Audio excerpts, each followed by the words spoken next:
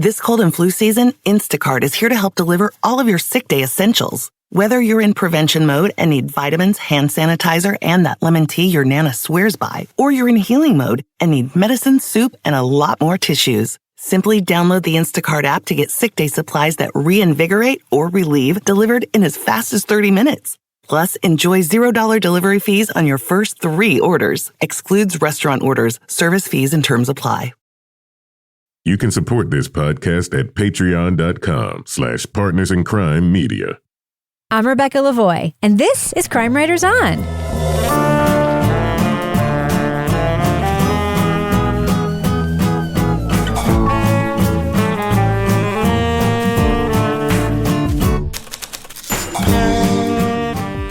Crime Writers On is the original true crime review podcast that digs into true crime, pop culture, other podcasts.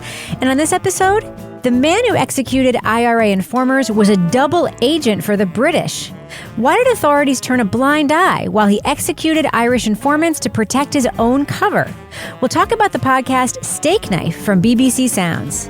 Joining me to get this done and more is true crime author, TV journalist, and host of These Are Their Stories podcast, my husband and love of my life, Kevin Flynn. Hi, Kevin. Hello, Rebecca.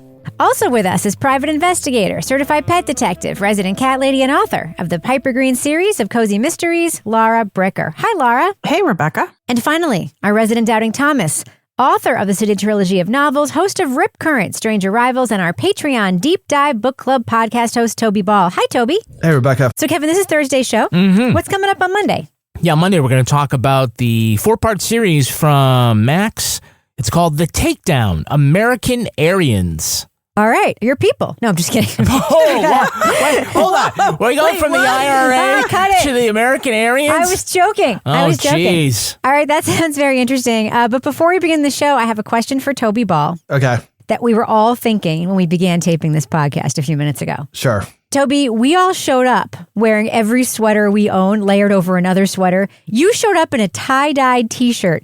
It is like 20 below outside. It is snowing.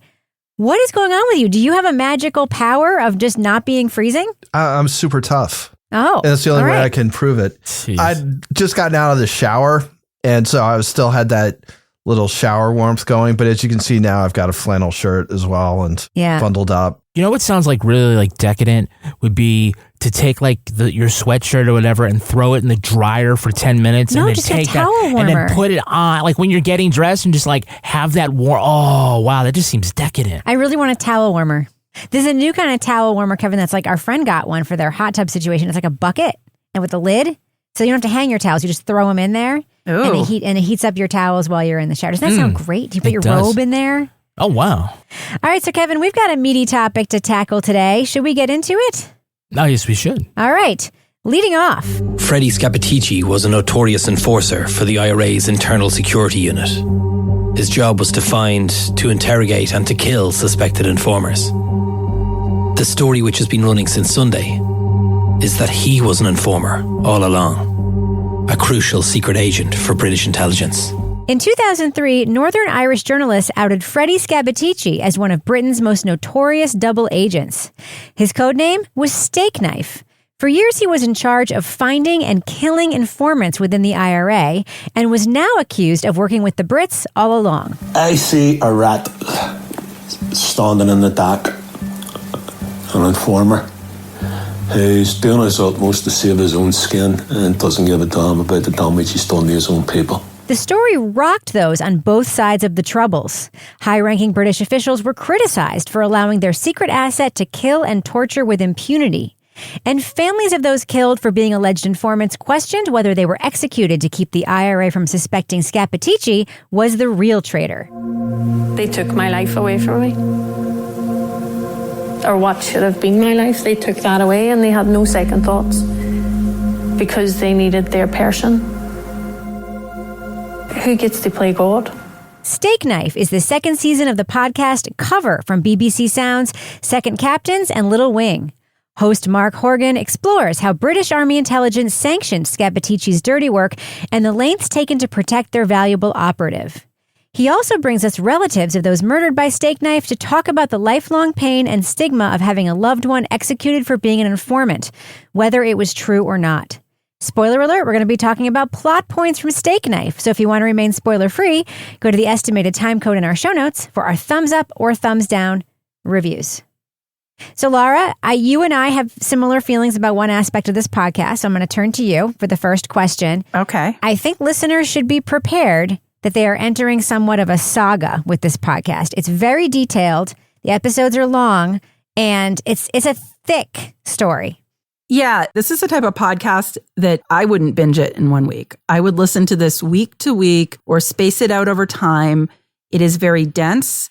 There is a lot of information. Because I listened to it so fast, I was just like almost on information overload because there was so many different people involved and so many different voices. And I feel like I wish I had listened to it slower because I love listening to everybody's Irish accents, but I'm not super well versed in listening to the nuances of that. So I would have to back up and be like, okay, what just happened? Because there was a lot going on. I mean, it was extremely well sourced, extremely well researched, but this was like a mammoth of a podcast.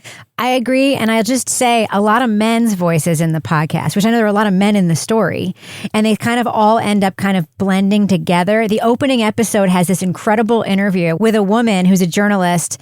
And it's so lively to hear sort of like the contrast of like the past, the present, the woman, the men, you know, her job, their job. It's a very suspenseful scene where they sort of do this informant situation at a hotel, and there's like a cop in the room looking up a license plate while there's somebody in the other. And it was great. They told us who he was. His name called Scappaticci. He was had a very senior role in the IRA. And then that he was the most important informant in Northern Ireland. And then after that suspenseful scene, it was a lot of dense material. And I found that challenging. And I agree, I would also not binge this in 1 week if I were listening to it. So Toby, you do have a quick note about the sound of the podcast, but I also would love your take on this angle at the Troubles. I kind of agree that I would have like preferred to listen to it over the course of a month or something rather than trying to just like go through it really quickly, because I think there's a lot to sort of chew on in each episode. I thought this was a great podcast, quite honestly. It addresses so many things, including the history of what happened in this thing. It talks about sort of the moral choices that you make when you're sort of fighting this kind of conflict.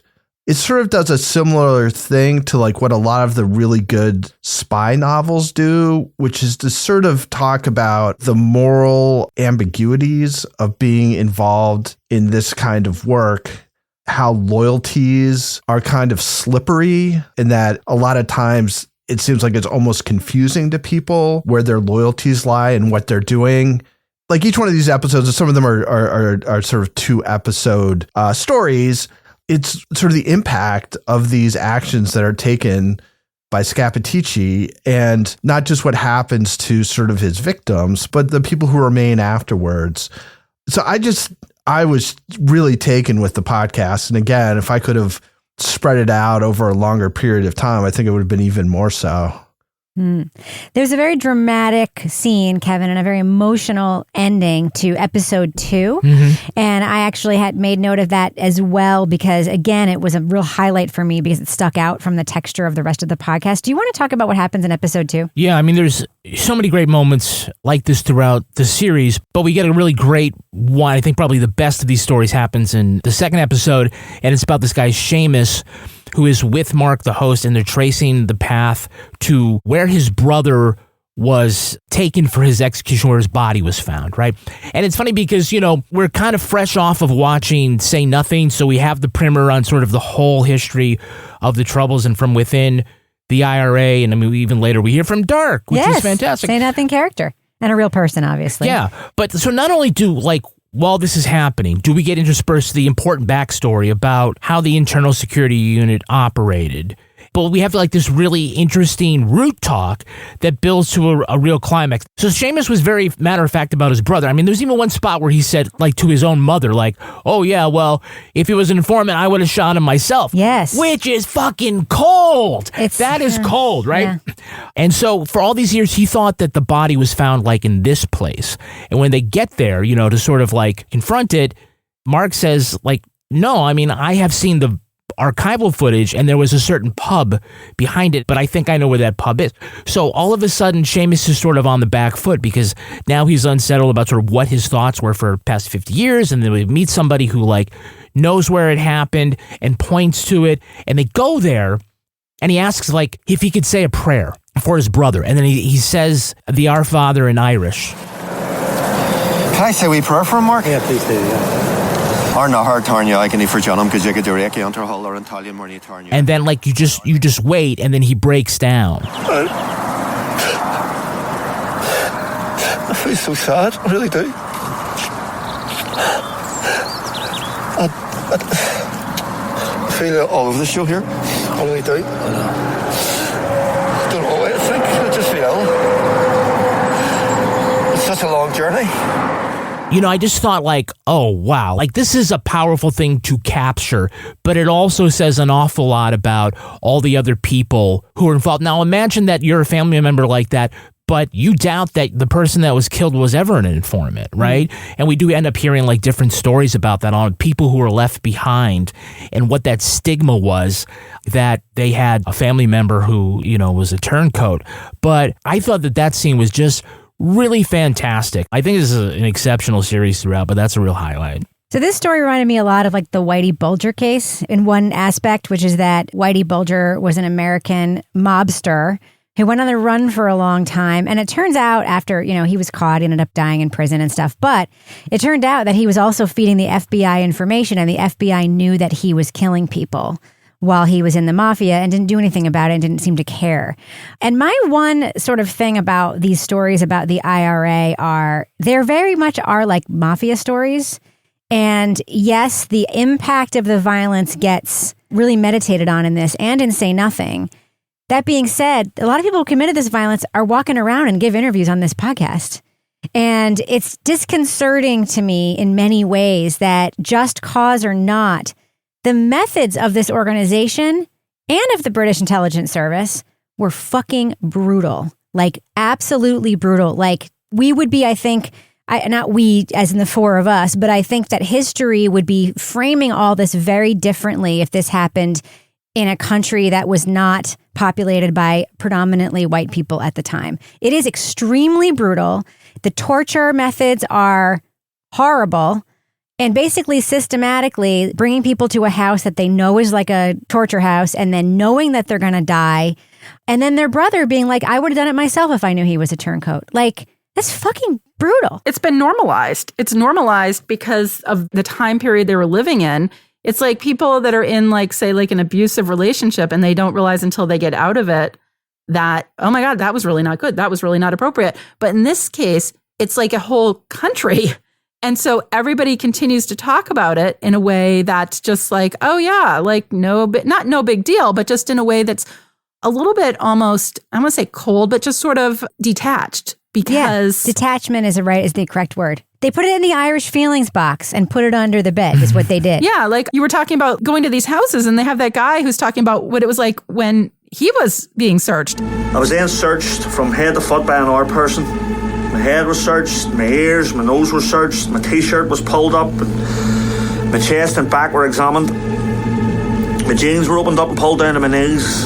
So I felt like we could have gotten the same effect of this story with maybe not as much exposition over and over again about what was happening in some of these torture situations. I mean, it's definitely a part of everybody's story. So I kind of understand why it was there. It's just like you said, the detachment with which not only they talk about it, with which it is talked about. Right. You know, is the thing that I just can't help but meditate on. Like the Whitey Bulger killings aren't talked about that way. No. And you can say, yeah, he didn't do it for a cause, but it's still fucking murder and torture is still what it is.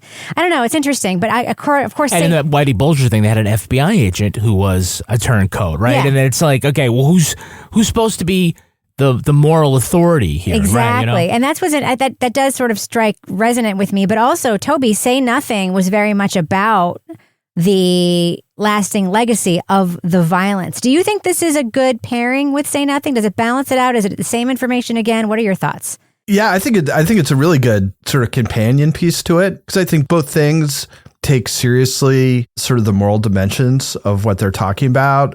They're also, both just very detailed and accurate, and are sort of paying witness to things that happened. I mean, I think the thing that to me feels different than like the mafia is that, well, it's a little bit unique in that it's happening like in Europe or like the British Isles. It is part of this like post-colonial action, so it's sort of somewhat attached to things that were going on in Africa and Asia and stuff. And, they make that case sort of more specifically and Say Nothing when they're talking about how they're bringing people who were in Kenya, who are putting down the Mau Mau rebellion, to Ireland to use those same tactics in Northern Ireland. So to me, it's more of a war, and it feels like a mafia thing because it's so small, because there's so few people who are actually involved that it can seem more like gang violence. Mm-hmm. But I think there's a connection to this end of empire. We're not going to be dominated by a foreign country in our own land. And you see that happening basically all over the globe because, the sun never set on the British Empire. So anyway, to me, it's a high compliment to say that you could listen to this as sort of a companion to Say Nothing, the book, which I think is just excellent. Yeah. Yeah, as far as like great companions, you need like exclusive podcasts that you could talk about stuff with. If you want to know more, we could be your companions all the time. We could if you joined us on Patreon. That's right. We're in the business section, by the way. That's what that music was all about. I understand. We're not in the OnlyFans section. We're in the Patreon section. I always think about the listener listening for the first time who's like, what the fuck is going on right now? We just transitioned to the business section. It'll be over soon. Don't worry. Maybe not, actually. We're just talking about all the great things that we can give you and that you could help us by supporting us. Be a sustaining member on Patreon at patreon.com/Partners in Crime Media. You'll get exclusive things like the Crime Writers on After Show. Go back a couple episodes and find out whether or not my dad was a gun runner for the IRA. Not that dramatic, but still it was a good one to listen to. We get other kinds of exclusive podcasts like Rebecca and my an hour advice podcast called Married with Podcast. I like Rebecca and my, put me first on it, please. Yeah, okay. My podcast I have with Rebecca, it's called Married with Podcast, where we give relationship advice. She also has a podcast called The Readathon, which covers the Karen Reed case. It is heating up. We have Laura Bricker's Leave It to Bricker podcast, and Laura's always going on adventures, and this one takes her to, was it the top of Mount Washington or just pretty high up? Pretty high up on Mount Washington in what I'm calling the zombie apocalypse escape vehicle, which is the snow coach. It's a van with giant tread tire things. It was so cold and so windy that my phone froze when the driver tried to take a picture of me at the Scenic Vista section, which is why those of you who saw it on social media only saw me in front of the van, because I had to get back in the van to warm my phone up so I could have a picture taken. But there was a lot that happened, and I'm going to tell you all about it. Toby Ball has the Toby Ball's Deep Dive Book Club podcast, where he brings on a bunch of guests, and they, just like the book clubs that you have with the white wine and the catty gossip, Toby does the same exact thing. And with red wine. A lot of cattiness. Yeah. So for February, the book is Murder in the Bayou. And Toby, who are your guests? My guests are two newcomers, Justine Vanderloon and Kimberly Griffin, and making probably her fifth appearance or something, Simone Paget. Nice. Great panel. If you want to know what books Toby is covering on the deep dive for 2025, great place to go where you can see and then also purchase is at Amazon, at our Amazon storefront. Yeah. So you go there and you go to amazon.com/shop, easy to remember, /Crime Writers On. Stop in once. You get to see all sorts of things, including some of our favorite Amazon recommendations. Rebecca, what are this week's Amazon recommendations? I love them, Kevin. Yeah. I'm recommending the 3-pound bag of Haribo gummy bears. Oh. That I now have to have delivered at least weekly, because that's about a week's supply for me of Haribo gummy bears. I love them. I love them so much. They make me so sick, but I cannot stop eating them. What an endorsement. There are days where I don't don't eat a lot and I'm like, I know I need more calories or whatever. And I'm just like, you know what would be good right now? A giant bear paw full of Haribo gummy bears. Apparently they've got sucrose in them, which is why they give you such a quick energy rush. Anyway, I love them. They're delicious. If only they had gummy bears in West Belfast. Yes. Then Stakeknife could have shoved them down somebody's throat and they got really sick. It's, okay, I did it. I think you only get sick if you eat them in the quantities that I eat. Oh, well, I mean, he would force them down your throat after he looks up your Kevin the nose. other night tried to do a gummy bear intervention. He's like, you keep complaining you don't feel well, but you keep putting them in your face. Yes. It's your own fault. Worth it. Yeah. And Toby, can you tell us, what are your listener-inspired Toby Ball's deep cut recommendations? We're going to start on the literary side of things with a book called Want, Sexual Fantasies by Anonymous.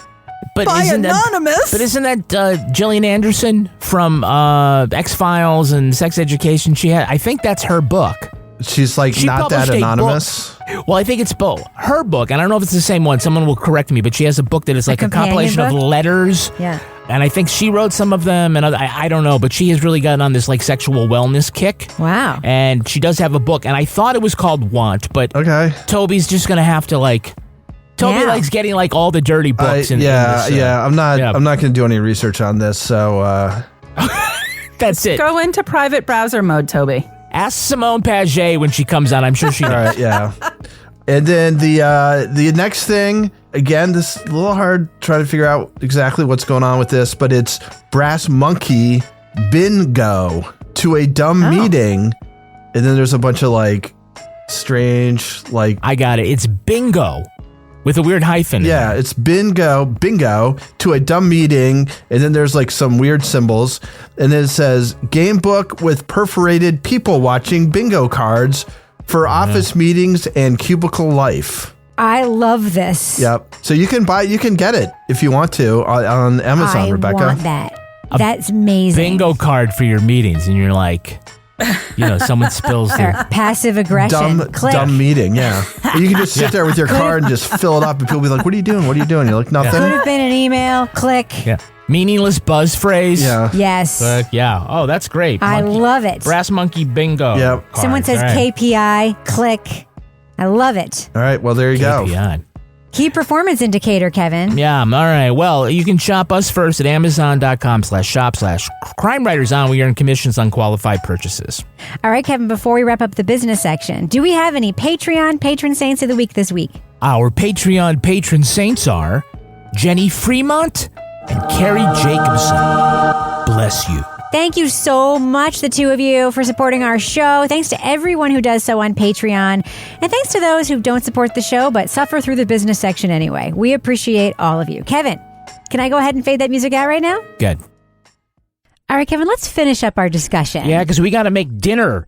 We do? Yeah, we almost never have time for dinner, and that's why HelloFresh is so fantastic. Oh, HelloFresh. So you can skip the grocery store and make cooking at home easy, fun, and affordable with HelloFresh, America's #1 meal kit. Of course, it's delivered right to your door. But what we like about it is that you don't have to take too much time to make it. Now, of course, they got all sorts of great recipes, like the pork sausage spaghetti bolognese. Ooh, my It's in favorite. their Hall of Fame. Very easy to make. You got a little extra time. You want to put that effort into the gingery coconut chicken soup. So good. Sometimes, though, you just got to get it done, right? Because you've been podcasting all day. So HelloFresh's prep and bake meals come together within 5 minutes of prep, while HelloFresh's 15-minute meals are done in just 3 simple steps. Incredible. So you can finish up what you're doing. You can put some great food on the table. Remember, all the time, though, you also save from grocery shopping. Oh, yeah, Kevin, there's so many great options here. Yeah, and you can get up to 10 free meals with a free high-protein item for life at HelloFresh.com/CWO10FM. Okay, CWO10FM. Yeah, for 10 free meals. 1 item per box with active subscription. Free meals applied as discount on first box. New subscribers only. Varies by plan. That's up to 10 free HelloFresh meals. Just go to HelloFresh.com/CWO10FM. CWO10FM.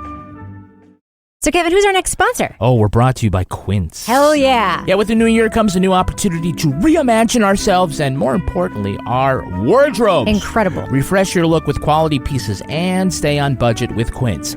You know what happens in January? What? We talk about all the things that we wanted for Christmas but never got, so we buy it for ourselves. Yes. That includes high-quality clothes, things that look good, feel good, and you can get that from Quince. Kevin, I am a Quince fanatic. You are. I have multiple items in multiple colors of the same item from Quince. I love their cashmere sweaters. They're cozy Mongolian cashmere sweaters. Incredible sweaters at a great price. Yeah, they're always priced 50 to 80% less than similar brands, and they're able to do that by partnering directly with top factories, cutting out the cost of the middleman. No middleman. I love how they actually show you, Kevin. Mm-hmm. They actually show you like what it would cost if you bought it somewhere else, like from the same place. It's incredible. So upgrade your closet this year without that upgraded price tag. Go to quince.com/crime for 365-day returns plus free shipping on your order. That's QUINCE.com/crime to get free shipping and 365-day returns. Quince.com/crime. This cold and flu season, Instacart is here to help deliver all of your sick day essentials. Whether you're in prevention mode and need vitamins, hand sanitizer, and that lemon tea your Nana swears by, or you're in healing mode and need medicine, soup, and a lot more tissues. Simply download the Instacart app to get sick day supplies that reinvigorate or relieve delivered in as fast as 30 minutes. Plus, enjoy $0 delivery fees on your first 3 orders. Excludes restaurant orders. Service fees and terms apply. So, Kevin, before the break, you mentioned that we heard from a person that we also saw as a character in Say Nothing. I say character because that was a scripted version of the book, which is real. We know what you meant. And that's Dark. Brendan Hughes. Yes. So, tell me about what you thought about his presence in this podcast. Oh, man, I just kept envisioning the actors in that scene where, like, these being interviewed for his participation in the Boston tapes and, like, all sort of his misgivings. And so, like, you hear that, we get a taste of that, and I'm glad that they included that. And then I will admit that I went right to the IMDb of Say Nothing and looked down the cast list to see if they had a Freddie Scappaticci character in there. Toby, was the Stakeknife in the book? I don't remember. Yeah, it's such an interesting twist in this whole thing. I know, like I said, this breaks in 2003, but I think there's like a really weird, I don't want to say a sliding glass door moment, but he is telling this story about how Brendan Hughes is like investigating. He has a target, and Stakeknife, he doesn't know, but also has the same kind of target. It's the estate agent, right?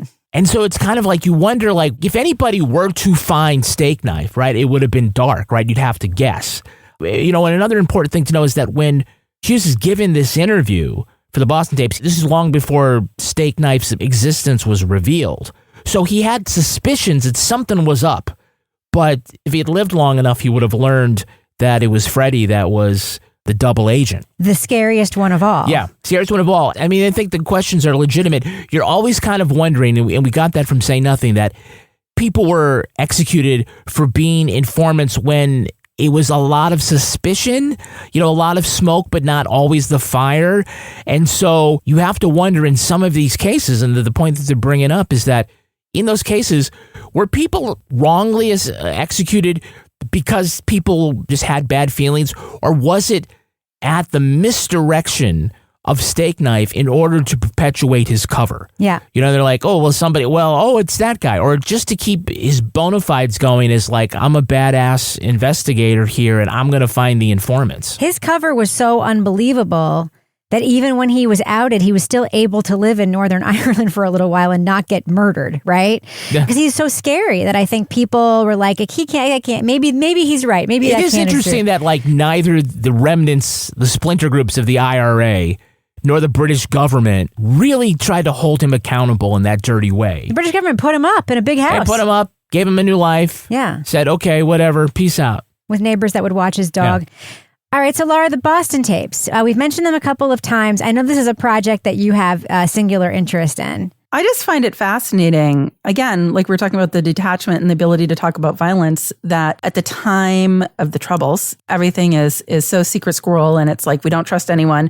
But yet they are able to convince people that were involved to come in and participate in this recorded audio storytelling that, you know, is supposedly not going to be released until you die or whatever. And Brendan Hughes, who we were just talking about, you know, he's one of the ones they talk about taking part in the tapes in this.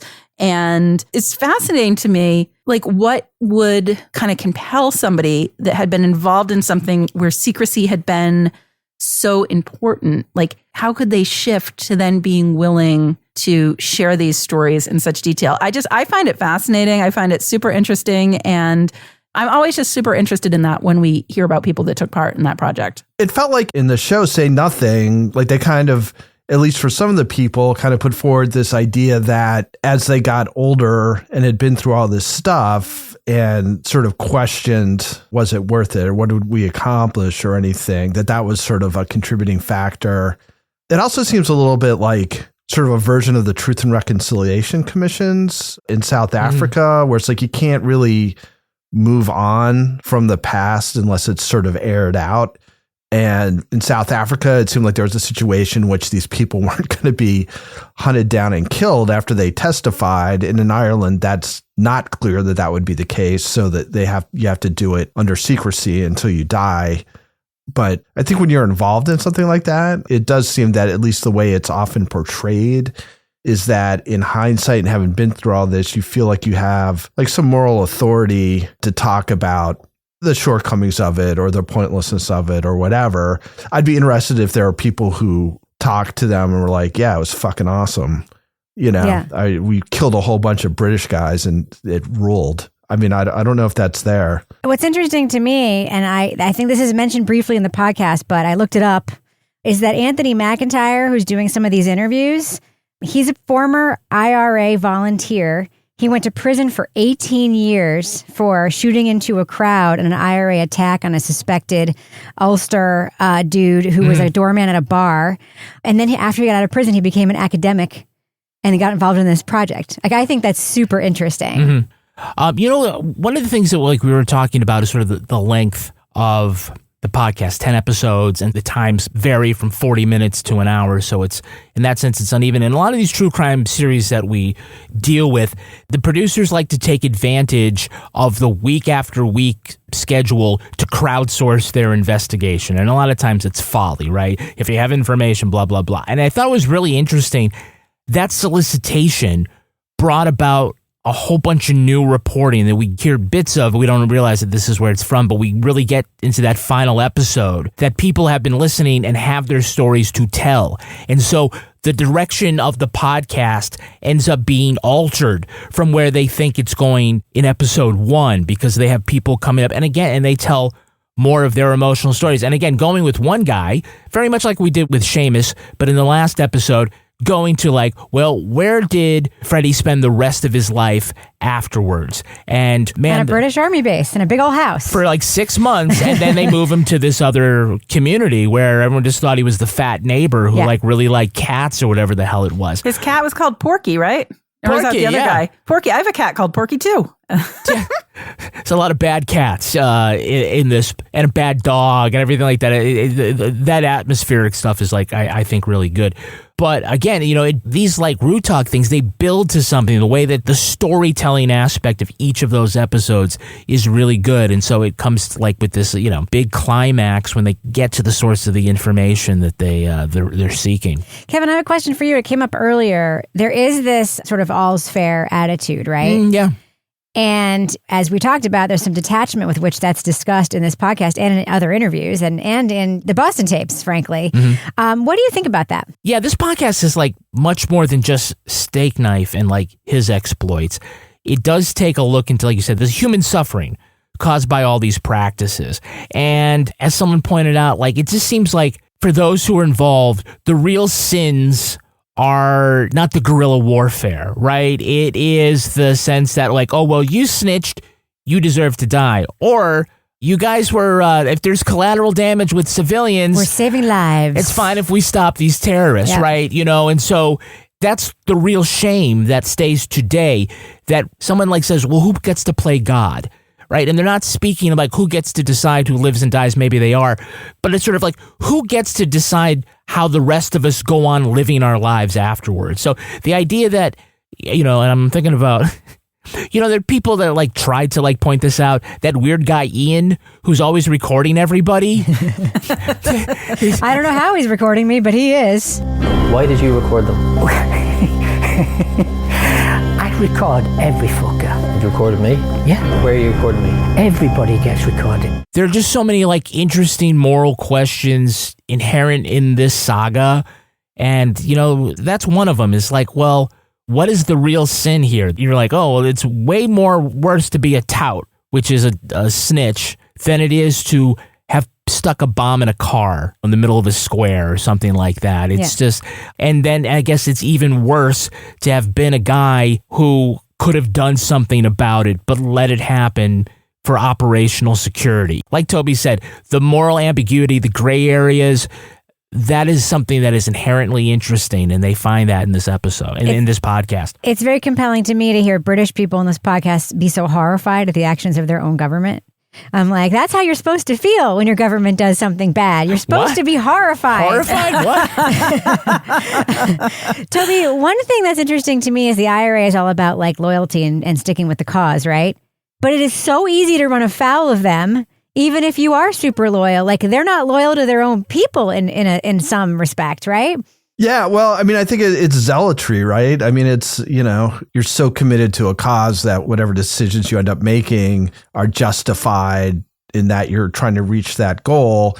And once you start sort of succumbing to like the paranoia that everybody's a snitch, I would imagine that was part of the British strategy there, was to make it seem as though there were snitches everywhere, even when there weren't. I mean, that was certainly a strategy that our government used against quote unquote domestic terrorist groups in the 60s and 70s, is you make people suspect they're snitches everywhere. And it was a similar thing in those circumstances where the idea was if you snitch, you get killed. And it wasn't in quite the organized way that the IRA was doing it. But yeah, the cause is greater than any single person or decision. And I think that allows you to do things that, in other situations you might have second thoughts about, and I do think like the default was, if you suspect you're guilty, like, can you prove that you're not, which is hard. Yeah. Did anybody find the same parallels in the podcast Criminal Attorney, how the FBI leaned on low-level people to become informants for them? That's what they do. The way that British intelligence did the same. Because in the end, we're trying to figure out, why did Freddie flip? Like, what did they have on him? And then when they arrest him as an elderly man, they find what? Animal porn? That was done on my bingo card, my brass monkey bingo card, Toby Ball. Yeah. That, like, oh, maybe he was into things like people fucking horses. I don't know. I don't know. Oh, God. But something bad enough that you're like, okay, either we're telling everybody about your porn collection of pigs and, or you're going to rat. Yeah. It was interesting to me when the one British intelligence guy, I think that he's interviewing, calls out the other one for lying about how they would call him up people on the phone and fuck him. Let me call him. We've never blackmailed anybody. Oh, no. I think that was a podcast that I did. And the guy asked for examples of how you would... yeah, but we've not done that. Oh, no. No, okay, that's fair enough, mate. Listen, how you keeping anyway? I heard you weren't so good. It goes to show you the unreliability of people who were involved in this, because they were doing shitty stuff and they knew it. And so they're trying to like make it a little candier now by just being like, oh, we would just put financial pressure on them. And then they would become spies for us. Laura, one final question for you. There is a really good journalism story inside this story, is there not? Yeah, the woman. Yep. Yeah, this is great. So this was, I enjoyed listening to this woman. They find her in a hotel room. They're talking about how she was making a program about Martin McGuinness and his connections to the IRA. And then she gets this call from Jack Lanou, also known as Jack, last name unknown. Could be Jack, could be John. No idea who he really is.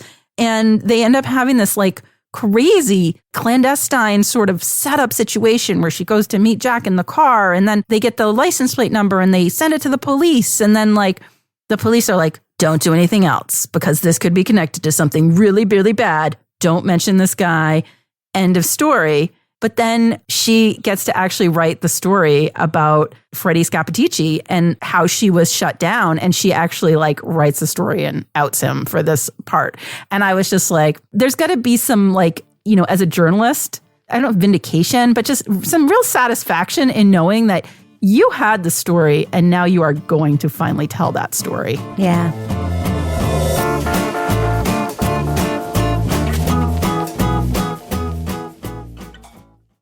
This cold and flu season, Instacart is here to help deliver all of your sick day essentials. Whether you're in prevention mode and need vitamins, hand sanitizer, and that lemon tea your Nana swears by, or you're in healing mode and need medicine, soup, and a lot more tissues. Simply download the Instacart app to get sick day supplies that reinvigorate or relieve delivered in as fast as 30 minutes. Plus, enjoy $0 delivery fees on your first 3 orders. Excludes restaurant orders. Service fees and terms apply. All right, let's do what we do. Let's let our listeners know, should they check out the podcast Stakeknife from the BBC? Laura Bricker, thumbs up or thumbs down for Stakeknife? Yeah, so I'm going to go thumbs up with this, with some caveats here. As I was listening to this, I was like, Kevin Flynn is going to love this podcast. I was thinking the same thing. Kevin Flynn loves Crime Town type podcasts, Irish story podcasts like this. And I'm like, Kevin is going to love this. For me, I'm going to say mild thumbs up because there were some things for me that I struggled with.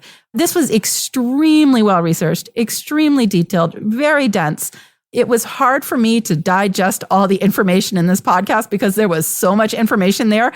I would finish and I go, wait, what just happened? And I would have to go back because it was just a lot of information. However, I think it was extremely well sourced. You had people from all aspects of the Troubles talking about things that happened, their family members who had been taken, how they've dealt with this for the rest of their lives. And at the heart of this, a double agent.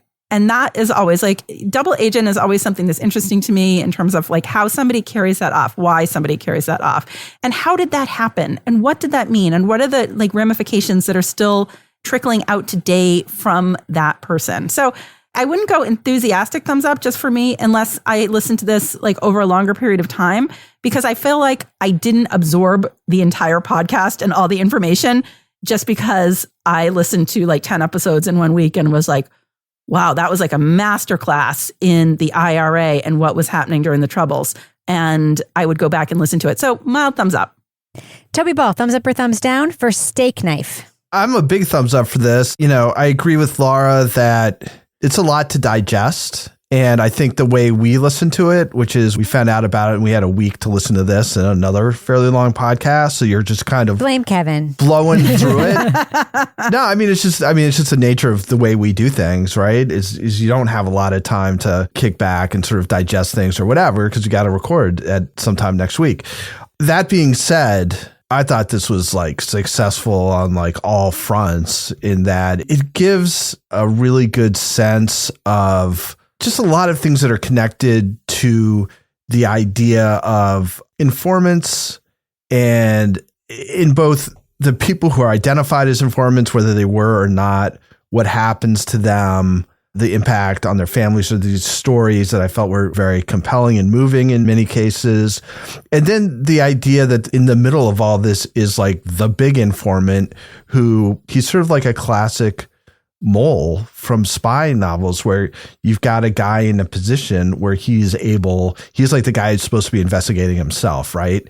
So he's sort of embedded in all this and all the kind of gray areas that come and the conflicted loyalties and the compromises that you make in these situations in which you're willing to let some people die in order to protect an operation. So I just, I just thought it addressed all the moral issues in a really interesting way. I said in the main review that I thought this is a good companion piece to the book Say Nothing by Patrick Radden Keefe, which I think is sort of like the highest compliment I can give. So big thumbs up for me. I imagine it'll be in my top 10 at the end of the year. Kevin Flynn, your thoughts on Stakeknife? Yeah, this is an exceptional podcast. I think it is, as you say, an epic. It is big.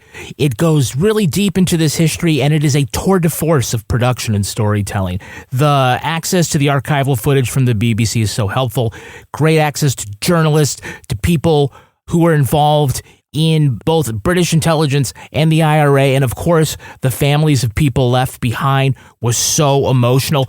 The soundscape was great. The raw, wild sound. The music scoring was actually really good too, and deep, not just like tonal minor chords on a synthesizer.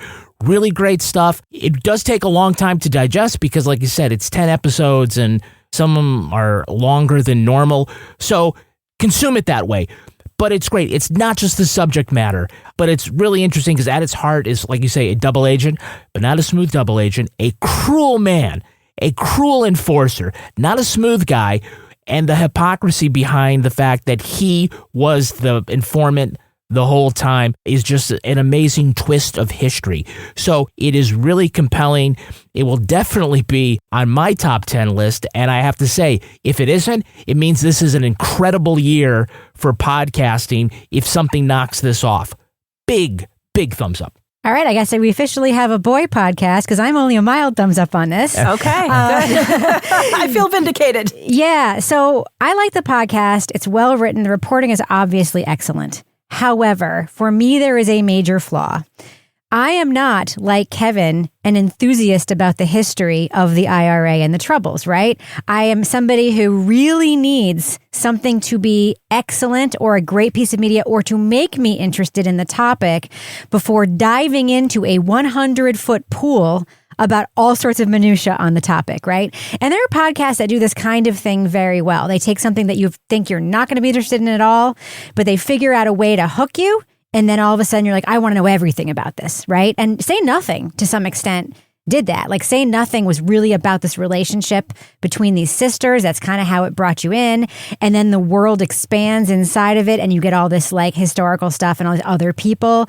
But at its heart, you know, it really is like this family story, which is like the very accessible entree into a place that you wouldn't have gone if you didn't have that accessible entree. So for me, this podcast was missing that. Also, frankly, it was too long. There's so much good tape in this podcast that is diluted by so much other tape in this podcast. Conversations with people go on a little longer than they could. Like they'll say something mind-blowing and then you'll hear them for 5 more minutes. And it's like, I need a beat. Or you could just cut out the rest of it and just let that land on me. Let it land. When I talk about it being dense, it's literally that. It's like, as Toby mentioned during the main part of the review, there's one episode that actually is 2 episodes inside of one episode. I would have preferred a podcast with more episodes that were shorter or just a shorter podcast altogether and a little bit more of a hook to make the story accessible to someone like me for whom this is not one of the prevailing historical interests in my life. So I'm a thumbs up for this podcast. It's very good, but I didn't love it. So mild thumbs up for me for Stakeknife. Laura Bricker, that's going to do it for us, but I have a question for you before we end the show. Do we have a cat of the week this week? We do. And this is something I'm going to research further. This story came across my feed this week, and I had to know more. Man caught driving over 130 miles per hour said he wanted to get home to see his cat. Aww. In Norwich, Connecticut, a man was arrested over the weekend on a DWI charge and reckless conduct after troopers said they caught him speeding at over 130 miles per hour. When asked why he was speeding so fast, the driver, 28 years old, said he wanted to get home to see his cat. I know exactly what kind of car that fucker was driving to. It was like an Subaru? It's like an M4 BMW or something. It is a Kia sedan. Oh, color me surprised. They caught the Kia sedan going. Those can go 130 miles an hour. Apparently, when you want to get home to see your cat, you want to get home to see your cat. His story's all of a sudden more believable to me. Yep. Connecticut State Police said they clocked him driving on Interstate 395 in Norwich, 12:45 a.m. on Sunday. So, I don't know. I have some advice for this guy. Maybe he should get the self-feeding cat feeder like I have so that he can be responsible and not drive home drunk to see his cat. But yeah. I've been following this all week trying to find out more details because I'm like, there's got to be some reporter who's going to follow up on this and find out more about this cat. I guarantee it'd be you. He was very likely, I guarantee, leaving Mohegan Sun if he was traveling on 395 in Connecticut. I just got to say, I thought those were kilometers, dude. I'm sorry. And my Kia. All right, Laura Bricker, if folks want to reach out to you to submit any kind of story or their own animals, any kind of animal to be Cat of the Week, how can they find you online? You can find me at Laura Bricker on Instagram and Blue Sky. Toby Ball, how can you be found on social media? At Toby Ball NH. And Kevin, what about you? I'm at Kevin P. Flynn. You can follow me everywhere, Instagram, Twitter. Yes, I'm still there, sorry. And Blue Sky at Reb Lavoie. But I encourage you to join our incredible group on Facebook. Just look up Crime Writers on Facebook, and there's a link there on how to join the group. A lot of people who don't even use Facebook have stayed there just for our group. It's that good. Get episodes early and ad-free and all the other amazing Patreon shows we make. Just go over to patreon.com/partnersincrimemedia. Our theme song was composed and performed by Tyler Gibbons. Our editor is the really excellent Livy Burdett. The EP of this show is Kevin Flynn. Who's that? This show is recorded in Studio C, the closet in our New Hampshire basement, where we also are constantly recording people without their knowledge. Just kidding. That's illegal where we live. On behalf of all the crime writers, thanks so much for listening. We will catch you later. Laura, so when you say like the guy's name is Jack Lanu, it's Jack LNU, which stands for last name unknown, and which is a very cop thing. And if they don't know the first name, it's F and it's Fanu.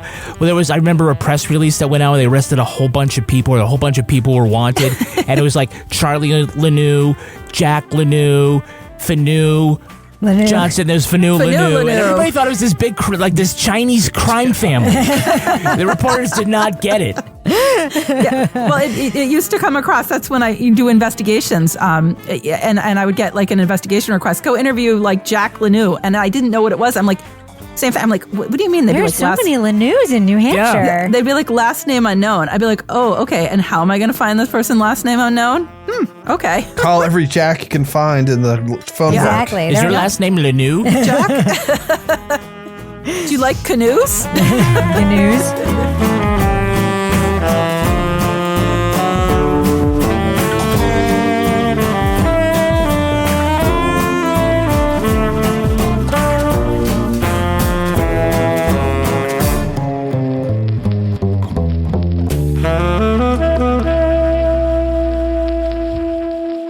Partners in Crime Media.